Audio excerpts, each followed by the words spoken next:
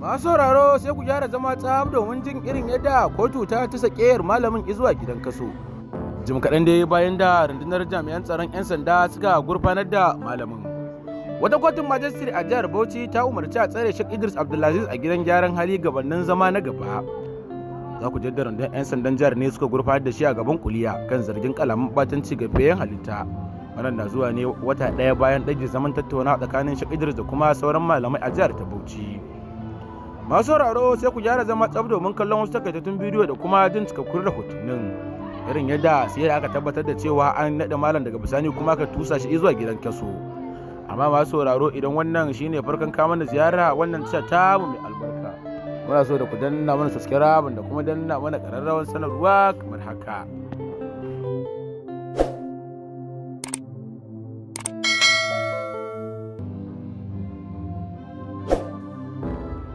Dai cikakkun rahotannin kai tsaye daga jihar Bauchi irin halin da malamin addinin musulunci ke ciki. Kotu ta tsare fitaccen malamin addinin musulunci na jihar Bauchi kuma babban limamin masallacin Juma'a Dutsen Tanshi wanda ya kira da suna Dr. Idris Abdulaziz a gidan gyaran hali. Sai dai gidan jaridar Daily Trust ya rawaito cewa an tsare malamin ne a gidan yari bisa zargin yana amfani da wasu kalamai a karatukansa da ke iya tunzura al'umma.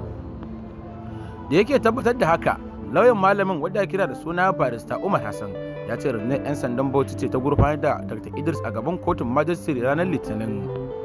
Barista Hassan ya ce alkalin kotun ya ki aminta da bukatar beli inda ya umarci a tafi da malamin zuwa gidan gyaran hali kuma gobe idan Allah ya kai mu Talata a dawo da shi gaban kuliya domin ci gaba sauraron karar.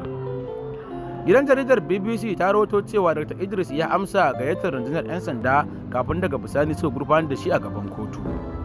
Wani wazi da ya yi a cikin watan Ramadan, Sheikh Idris ya faɗi wasu kalamai da suka hada cece-kuce da muhawara mai zafi tsakanin mabiya addinin musulunci. Wasu daga cikin malaman musulunci sun fassara kalaman Sheikh Idris da miyagun kalaman batanci ga fiyen halitta Annabi Muhammadu sallallahu alaihi wasallam. Wasu malamai kuma sun buƙaci mahukunta su gaggauta kama shi kan waɗannan kalamai yayin da wani sashin malamai kuma suka goya masa baya. A dai cikin jihar Bauchi da wasu malamai suka buƙaci gwamnatin jihar Bauchi da ta kamo malam saboda irin miyagun kalaman batancin da ya furta akan fiyen halitta. Sai dai kuma wasu malamai a ƙasar ta Najeriya da kuma sassan ƙasar sun goya wa malamin baya kan cewa tabbas malam fa ba batanci yayi ga fiyen halitta ba, kuma kazalika kalaman malam babu wasu rashin biyayya a cikin ga fiyen halitta. Masu sauraro idan ba ku manta ba, a wancan lokacin hukumar kula da harkokin shari'ar musulunci a jihar Bauchi ta shirya zaman titsiye malamin amma daga baya ta daga saboda wasu dalilai wanda gwamnatin da bata bayyana dalilan da ya sa ba a zauna ba. Sai dai kuma bayan wannan dai tun kaɗan dai kuma sai kuma gashi an ƙara ta sakiyar malamin zuwa gidan kaso bayan lokacin da hukumar jami'an tsaron 'yan sanda suka shigar da ƙarar nasa. Sai dai shi kuma baristan wato Sheikh Dr. Idris ya buƙaci kotu ta bada belinsa, amma dai kotun ta ki ta bada belin nasa ta ce cewa dai a ta sakiyarsa zuwa gidan kaso, ana dai a dawo da shi wace gari ranar Talata kenan a ci gaba da sauraron karan. Lauyan malamin ya ce kungiyar Fitiyanul Islam ce da suka gaice shi zuwa ofishinsu, ya ce kungiyar ta zargi Sheikh Idris Abdulaziz da mabukaci a ɗauki mataki a kansa. Lauyan ya nana ta wa gidan jaridar BBC cewa jima dai ana ta yi wa malam irin wannan kulle-kullen, amma shi kuma malam yana ci gaba da musu zargin da ake yi masa. A cewar sa tun makon jiya ne ya kamata malamin ya amsa gayyata, amma sai ya aika wa 'yan sanda cewa wani uzuri ba zai ba shi damar zuwa a lokacin ba. Shi kuma Sheikh Yau Idris, na'ibin Sheikh Idris Abdulaziz, ya shaida wa gidan jaridar BBC cewa tun karfe 10 na safe suka isa ofishin 'yan sanda don amsa gayyatar da aka yi wa malamin nasu. Kuma daga nan sai aka karanta wa shi Sheikh Idris Dutsen dan shi korafin da aka kawo gabansu game da shi da kuma zargin da malamai suke masa, zargin da malamin ya musanta kamar yadda Sheikh Yau Idris ya ce a cewarsa, don yadda su suke cewa wai zagi, malam ya ce ba zagi ba ne, sai ya musu bayani. Daga nan kuma sai 'yan sanda suka ce za su tafi kotu kai tsaye, sai aka gama shirye-shiryen zuwa kotun sannan suka ɗauke mu a motar su zuwa kotu. Haka zalika wata tuhuma kuma ake wa shi Sheikh Dr. Idris Dutsen Tanshin da yasa har aka garziya da shi zuwa gidan kasan. Na'ibin Sheikh Idris Abdulaziz Dutsen Tanshi ya ce da aka je kotu an tuhumi malamin ne da laifin tada tarzoma kamar yadda shi ma lauyansa ya tabbatarwa manema labarai. A cewarsa mai shigar kara na 'yan sanda ne ya gabatar da tuhumar, inda kuma aka baiwa Sheikh Dutsen Tanshi dama shi kuma ya tashi ya musanta zargin da aka yi masa. Barista Umar Hassan ya ce bayan an karanto wa malamin wannan tuhuma, kotu ta tambaye shi ko yana da dalilin da zai hana a hukunta shi, sai ya ce yana da dalilin da zai sa a hana hukunta shi. Wannan magana da aka faɗa cewa ya tada hankalin al'umma ba gaskiya bane, ya faɗi haka ne a gaban alkali, inda shi barista Umar.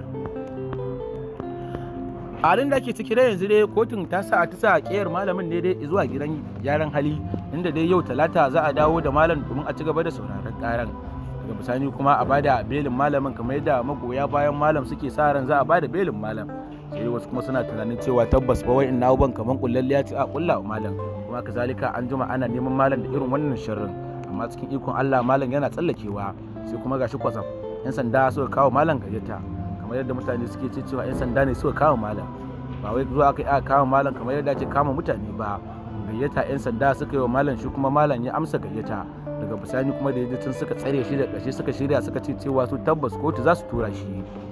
Bayan da aka tura shi kotu, alkali ya aka karanto tuhumar da ake yi wa malam ya musanta zargin da ake masa.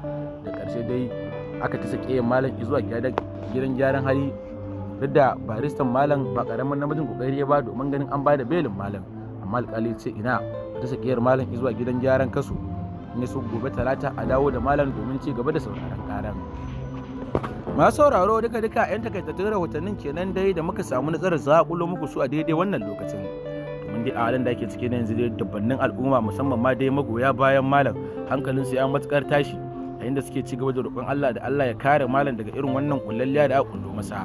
Domin mabiya malam sun ce cewa tabbas ba wannan abun kullalliya ce kawai ake neman malam da kalaman da ake nema a jefa wa malam kalaman da ba su dace ba, amma sai dai su kuma wasu dabbannin al'umma da dama musamman ma wasu malaman musuluncin sun ce cewa tabbas abin da ake zargin malamin ya aikata, domin yana amfani da wasu kalamai domin tare tarzoma a guraren da yake gabatar da wazi, kuma tabbas ya yi kalaman da ba su dace ba da biyan halitta wato annabi Muhammadu sallallahu alaihi wasallam. Wasu da dama sun ce cewa sun so a yi muƙabala domin a fayyace aya da tsakuwa. Masu sauraro dai za mu so da ku bayyana mana irin naku ra'ayoyin, musamman ma kan kama malam da gwamnatin da 'yan sandan jihar Bauchi suka yi da kuma yadda aka ci ƙiyan malam zuwa gidan gyaran hali. Shin kuna ganin abubuwan da ake tuhumar malam da su tabbas malam ya aikata, ko kuma kawai bita da kulli ne dai ake nima a kulla wa malam? Shi yasa sai muke so da ku bayyana mana irin naku ra'ayoyin mu ji daga gare ku, domin a Najeriya kowa yana da damar faɗan irin nashi albarkacin bakin, kuma kazalika kowa da irin nashi fahimtar. Yasa dai masu sauraro muke so da ku bayyana mana irin naku ra'ayoyi. Shin kuna ganin tuhuman da ake zargin malam da shi malam ya aikata, ko kuma kawai dai wata kullalliya ce ake nema a kulla masa?